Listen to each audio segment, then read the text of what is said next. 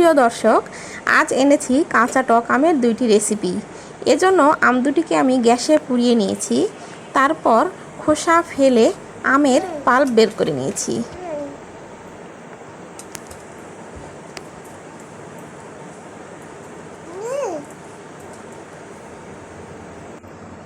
এরপর ব্লেন্ডারে আম, বিট লবণ, চিনি এবং সামান্য ভাজা জিরা গুঁড়া দিয়ে সুন্দর করে ব্লেন্ড করে নিয়েছি।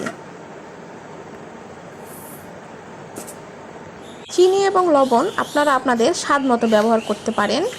তারপরে দেখেন ঠান্ডা ঠান্ডা পরিবেশন করতে হবে এই যে আমের শরবত। দেখতে কিন্তু খুব সুন্দর লাগছিল, খেতেও সুস্বাদু ছিল। অন্য রেসিপির জন্য শুকনা মরিচ এবং কয়েকটা রসুনের কোয়া লাল করে ভেজে হাত দিয়ে গুঁড়া করে নিয়েছিলাম। তার সাথে জিরা গুঁড়াও নিয়েছিলাম।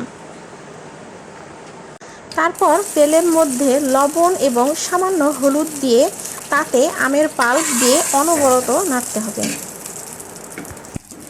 নাড়তে নাড়তে কালারটা একটু চেঞ্জ হয়ে আসলে তাতে আমি আগে থেকে গুঁড়া করে রাখা শুকনা মরিচ, রসুন এবং জিরা দিয়ে দিব। তারপরে আমার স্বাদ মতো আমি চিনি এখানে ব্যবহার করব। যারা একটু মিষ্টি খেতে পছন্দ করেন তারা একটু বেশি চিনি দেবেন, যারা মিষ্টি খেতে পছন্দ করেন না, টক খাবেন, তারা একটু কম চিনি দেবেন। তারপরে নাড়তে নাড়তে একটু লাল হয়ে আসলে নামিয়ে নিতে হবে।